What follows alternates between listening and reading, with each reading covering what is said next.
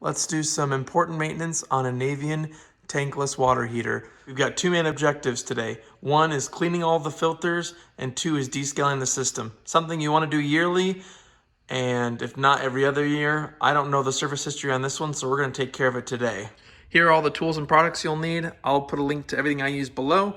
2 gallons of white vinegar, some hoses. You can use some garden hoses. I just had these laying around. They're from an old washing machine. A 1.6 horsepower submersible pump. That's because we want it to be enough power to cycle the vinegar through, but not too much that it damages the system. Channel locks or slip joint pliers, Phillips head screwdriver, a toothbrush, and lastly, a bucket. Always want to be safe and smart, so first thing is to turn off the power. So you just hold the power button, and that turns it off. If you want to feel more comfortable, you can pull the power cord. And to add even more, I guess, safety, follow the gas line until you see your first shut-off valve. Here's our first one, and we'll turn it horizontal to the pipe, or perpendicular, whatever way you want to look at it, and this means the gas line is off. The first thing I like to get to is this intake. And there's a filter in here that we want to just clean out. You can see it even says intake. So there's 4 screws, 1, 2, 3, and 4 that we'll need to remove to take this front cover off.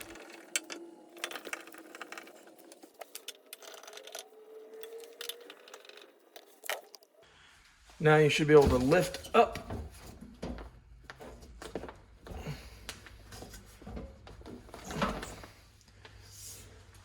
Here on the top side of the cover, you can see there's this hook. That lip keeps the cover from falling. You can see right back there, that's that filter we want to get to. So there's 1 screw right there. We might need to remove one of these screws. No need to loosen the screw completely, just a few threads is enough.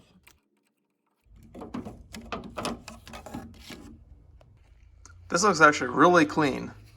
So if yours is dirty, just use like a dry toothbrush, just kind of clean it out a little bit, and then reinstall.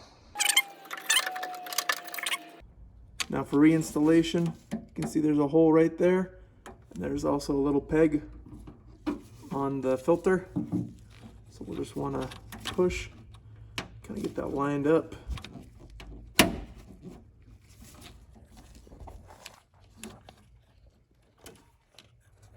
Like that.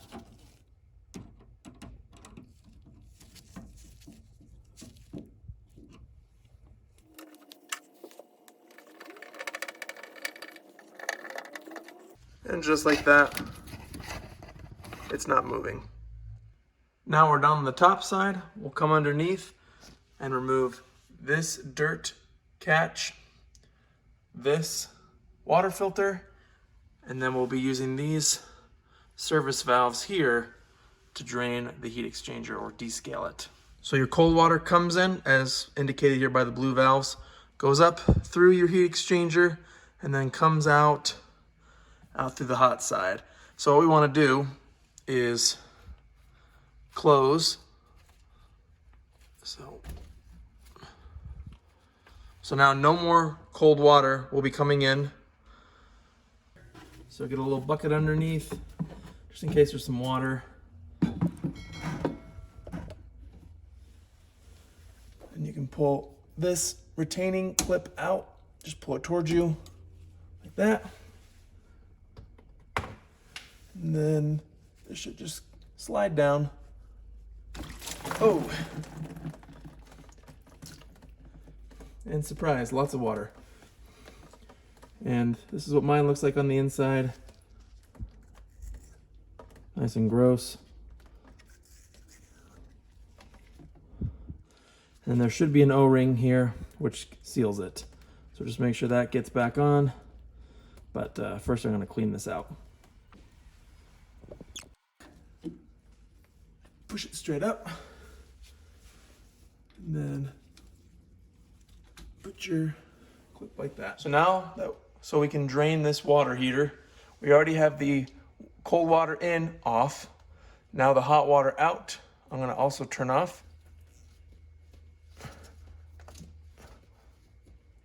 Now, we're isolated to just the water heater. Just open up these caps and attach some hoses to them so that we can drain the water from the water heater.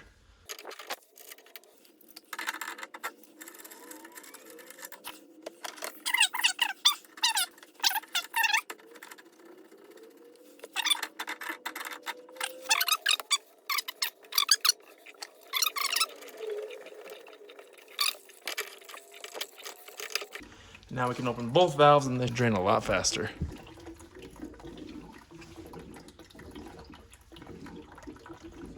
Now once we've drained all the water that's inside of the water heater, now we can remove the water filter. That way it won't make a mess everywhere. Might need a wrench to break it loose.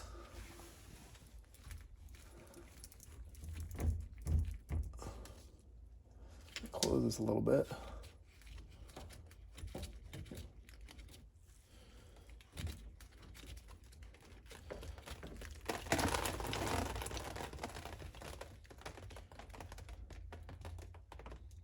A little dirty, so we'll clean that off with a toothbrush.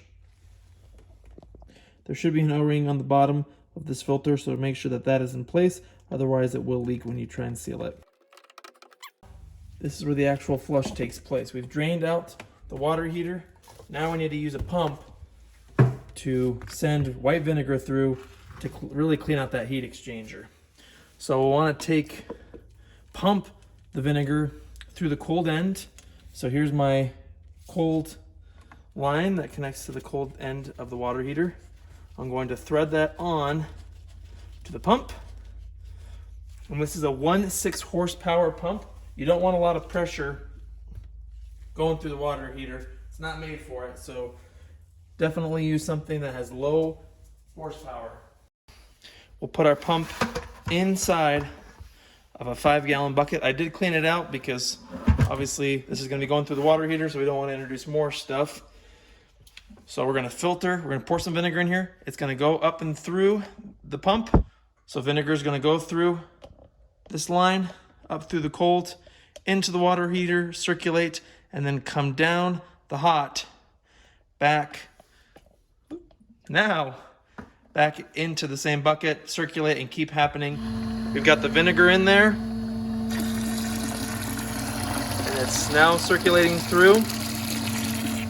I use 2 big bottles, come back in 45 minutes to an hour. Since we've got 45 minutes still on the timer to waste, I'm gonna put the cover back on and get those screws in place since we're done on the inside of this. 45 minutes, that's what the water looks like. So I'm gonna call it there so we can just unplug our pump.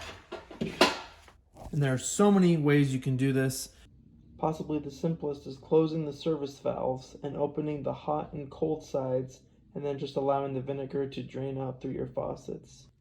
You can also just close the service valve on the cold side and slowly and partially opening back up the main cold line to allow water to drain out through the still open hot side service valve into your bucket.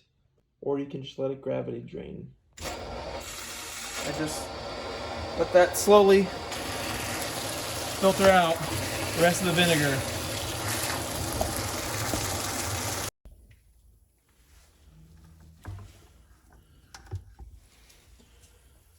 All right, now that everything is drained out, we can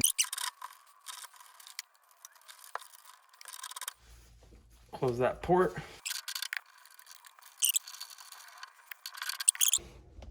We can now open up the pressure to the water heater. I like to open up these valves slowly.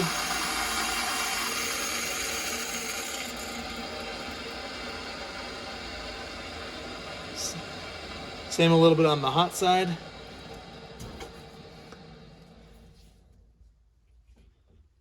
Okay. Now both valves are open completely. Now I can turn the gas back on. Now we can plug the water heater back in. Turn it back on. Let's see what it looks like.